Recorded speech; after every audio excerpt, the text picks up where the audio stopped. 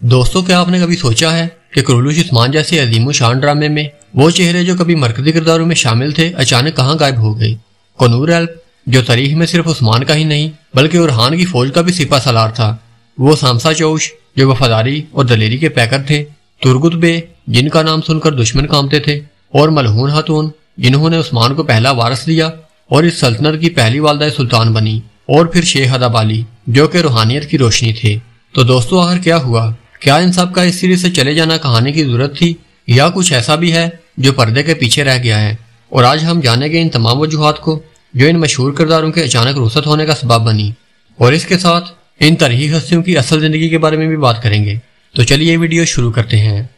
Number 1 پر آتے ہیں کنور help.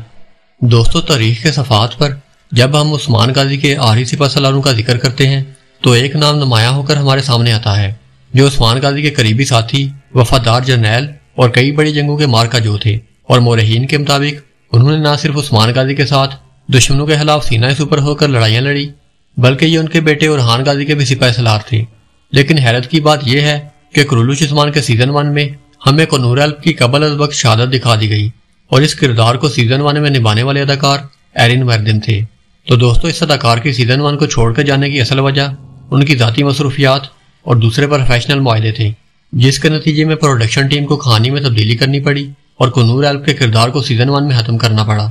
اور یہی وہ لمحہ تھا جب ہمیں دکھایا گیا کہ کنور ایلپ اپنے بھائی گوکتو کے ہاتھوں شہید ہو جاتے ہیں، جو کہ اس وقت منگولوں کے زیر اثر تھے۔ یہ منظر بہت ہی جذباتی تھا جو کہ اس وقت سیریز کی ریٹنگ بڑھانے میں بہت ہی مددگار ثابت ہوا۔ مگر تاریخی لحاظ سے دیکھا جائے تو کنور ایلپ کی شہادت کئی سالوں کے بعد ہوئی، اور وہ عثمانی سلطنت کی بنیاد رکھنے والے اہم ترین جرنیلوں میں سے تھے، اور محمد بزداغ نے انہی تاریخی حقائق کا احترام کرتے ہوئے کنور ایلپ کے کردار کو دوبارہ زندہ کرنے کا فیصلہ کیا، اور یوں سیزن 3 میں ایک نئے اداکار برک آرچر کو کنور ایلپ کے طور پر متعارف کروایا گیا، جنہوں نے اس کردار میں نہ صرف جان ڈال دی بلکہ پھر سے وہی وقت حاصل کی جو ان کا مقام بنتا تھا۔ مگر افسوس کہ سیزن 5 میں برک آرچر نے بھی اس سیریز کو خیر آباد کہہ دیا، اور ان کی اس سیریز سے علیحدگی کی سرکاری طور پر کوئی تصدیق نہیں ہوئی، مگر ترک میڈیا کے رپورٹس کے مطابق انہوں نے قدس فاتح صلاح الدین ایوبی سیریز میں جانے کے لیے اس سیریز کو چھوڑا۔ اور اب جب کہ قدس فاتح صلاح الدین ایوبی سیریز اپنے اختتامی مراحل میں ہے تو ممکن ہے کہ ایک بار پھر ہمیں کنور ایلپ اس سیریز میں نظر آئیں، مگر اب تک ان کے ایسے کسی معاہدے کی تصدیق نہیں ہوئی۔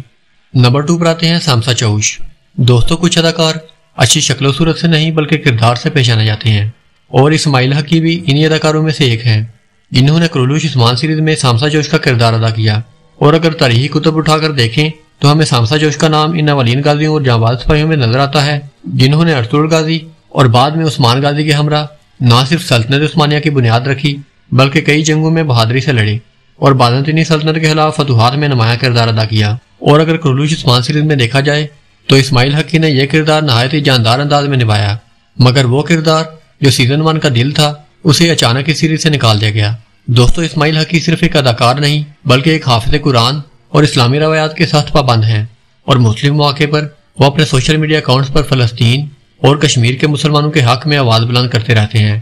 اور کچھ ذرائع کے مطابق جب شوبز میں وہ نئے شامل ہوئے تھے تو انہیں دوران شوٹنگ نماز جمعہ کے لیے جانے کے لیے شوٹنگ سے نکال دیا گیا، اور جب ان سے کرولوش عثمان سیریز چھوڑنے کے بعد ایک انٹرویو میں یہ سوال کیا گیا تھا تو انہوں نے صاف انکار کرتے ہوئے کہا کہ وہ کبھی بھی کسی کام کو ادھورا نہیں چھوڑتے، اور انہوں نے کہا تھا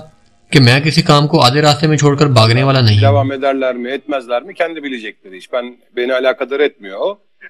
اور یہ جملہ ایک واضح اشارہ ہے کہ انہوں نے اس سیریز کو خود نہیں چھوڑا بلکہ انہیں اس سیریز سے نکالا گیا، البتہ وہ اس کا سبب بیان کرنے سے گریزاں رہے جو کہ شاید ان کا صبر تھا یا پھر ان کی حکمت۔ اور ان کا کردار اگرچہ سیزن 1 تک محدود رہا لیکن ان کی اداکاری اور کردار کی پاکیزگی آج بھی ناظرین کے دلوں میں ہے۔ نمبر 3 پر آتے ہیں روزگار ایکسوئی جنہوں نے ترگت کا کردار ادا کیا تھا۔ دوستو ترگت ایلپ کا کردار تاریخ میں کسی تعارف کا محتاج نہیں، اور ان کا اصل کردار ڈیلش ارطغرل میں چنگیز جوشکن نے ادا کیا تھا، مگر کرولوش عثمان کے سیزن 3 کے حالات کے مطابق روزگار ایکسوئی کو اس سیریز میں لانا پڑا، اور انہوں نے اپنی بہترین اداکاری کو ثابت کرتے ہوئے ناظرین کے دل جیت لیے، اور وہ سیزن 3 سے سیزن 4 تک اس سیریز کا حصہ رہے، مگر پھر ایپیسوڈ 125 میں اچانک غائب ہو گئے۔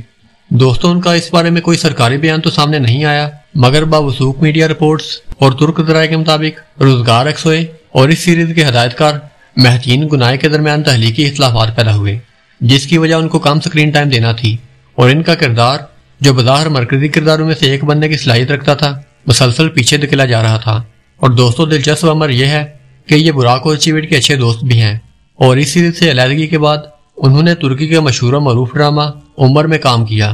اور ہمارے خیال میں بھی ان کا چھوڑ کر جانے کا فیصلہ درست تھا، کیونکہ اس طرح ہم چنگیز جوشکن کو دوبارہ ترگت کی صورت میں دیکھ سکتے ہیں۔ نمبر 4 پر آتی ہے ملعون خاتون۔ دوستوں ملعون خاتون کا کردار عثمانی سلطنت میں نہایت ہی معزز اور باوقار حیثیت رکھتا ہے، اور وہ عثمان کے پہلے بیٹے کی والدہ اور بعد میں عثمانی سلطنت کی پہلی والدہ سلطان کہلائیں۔